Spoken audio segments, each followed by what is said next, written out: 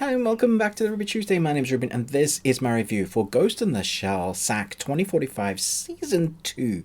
Dropped today. I'm here to talk about it, non-spoilers. Let me know in the comments below, did you like the first season at all? Or the movie that just came out? Or are you amongst those that hates it? Let's jump in. After tracking down a source in California, Major Makoto Kusanagi and the Section 9 crew head back to Tokyo as the post-human threat grows bolder.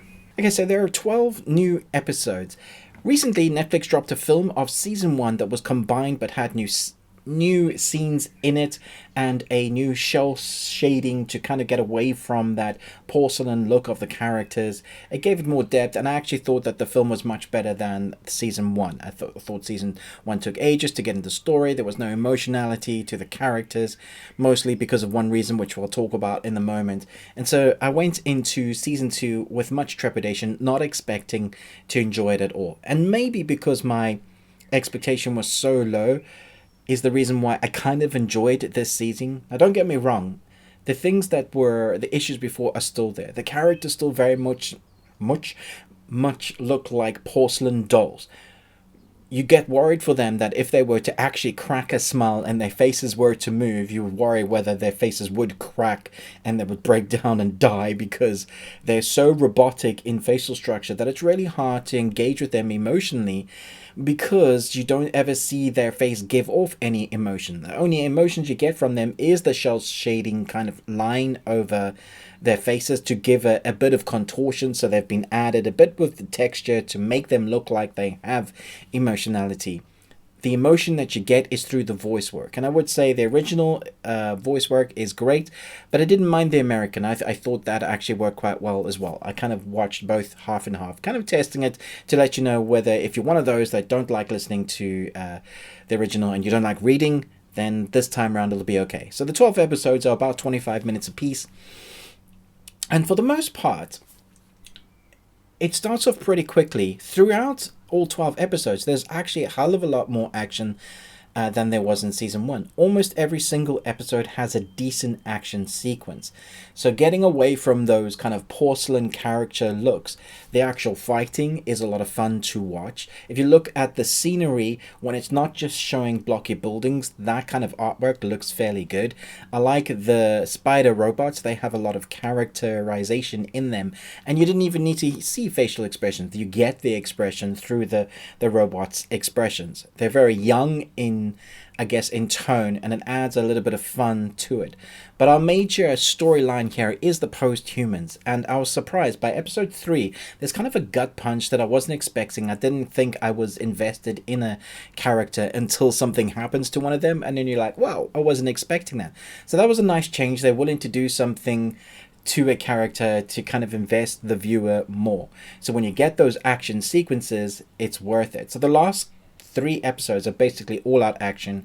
It's all heading to a head. We have the Americans with their special forces, we have the Japanese with their Section 9 team, and we have everybody trying to stop World War III, although it seems like bigger parties or one individual party is trying to drive people towards that. Now, what we get at the end of the episode is a little confusing. I say episode, end of the season, a little confusing as to the decision made. So I'll talk about the ending, kind of like an ending explained or maybe an ending discussed at the end of this review. So look out for that, but I'll give you a word of warning. Suffice to say, this doesn't feel like Ghost in the Shell anymore. It feels like an anime, maybe a spin-off series. I guess it is, in that world. Even though we have our original kind of characters, it just feels like it's an anime in a cybernetic world, with a similar story to Ghost in the Shell. It just doesn't feel like Ghost in the Shell anymore. Although the score itself has a nice eclectic combination of Western, Japanese, as well as rock. It has an eclectic, I guess, moments when the action kicks up. It gives us a bit of mixture, but there is this ominous tone that flows throughout the 12 episodes that I think works well for this. I think it's better than the season 1. In fact, I would say that it's better in season 1 in every way, apart from the characterizations, the look and feel of it. Maybe a little bit better because they've gone with what has worked. They've gone with what hasn't worked, but they've tried to embellish, I guess, the look of the character designs a little bit. Where this does work is the story is much more interesting. I think because they've have a whole season 1 and a movie to kind of work off, they kind of could just jump into it. It gets more confusing as you get into the story though. There's one character, I think it's an end of episode 1 or the beginning of episode 2, that reminded me a lot of the Elusive Man, which I thought was hilarious. But you can't get away from that feeling that the look and feel of this series kind of feels like gameplay or cutscenes of the late generation PS3. It's just teetering there. It's not quite PS2, it looks better than that, but it's like late generation PS3. It kind of feels like, because of how porcelain they are, it really feels like you're watching cutscenes from a game. And at the time when the PS3 was out, you'd be like, yeah, this is pretty cool, I'd watch this. But now there is so much better quality in animation series that we get, that we have I guess some series have set the bar really high. So it's a shame that this falls under that, because I think the story got really interesting. Some of the characters are fleshed out in a way that you care enough for them. But I don't know this is enough to revitalize the franchise or get fans back on to loving this, because there's already set the tone for this series. For me, I did think season 2 was much better. It works well when there are great action sequences, especially when our characters are fighting posthumans. Because posthumans are so strong, they seem to understand fight sequences ahead of time, almost like they've calculated everything that you're thinking of, no matter what upgrades you've had, and they're ahead of you in every way. And so it does feel like our team, our heroes of Section 9 are always on the back burner, which gives a nice kind of, they're the heroes, you know they're strong, but they're always trying to catch up, you know, level up. And so by the time you get to that end, it's worth it. You've enjoyed it for the most part. I do think it drags a little bit in some places, but for the most part, it's quite action heavy. And they do give us a little bit of, hey, this is the storyline we're fleshing out now. So much better than the first season. I would give this a solid 3 Nicolas Cages out of 5. Definitely up there for me, like better from the first season. I'm going to talk about the ending now, so if you don't want any spoilers on the ending, then now's your time to jump away.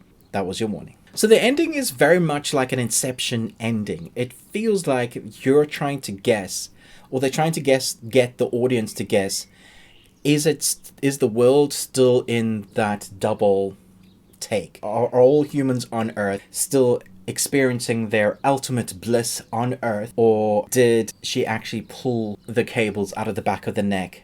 And then that's where it cut, and we're left thinking, well, what did she do? There are a couple of lines afterwards with Major, which suggests that she didn't, she left it, which is why she gave the code. So never forget this code, because one day when we meet again, well, we might not recognize each other. And so she gives the AI code, the highly intelligent AI code, for the girl that's kind of like her now. And I believe that code is in her head. So it suggests that she did an action, she allowed the world to be in this next evolution. Even the line on dialogue suggesting that it's the next evolution, but nothing is said out loud as in such like she did, which she didn't.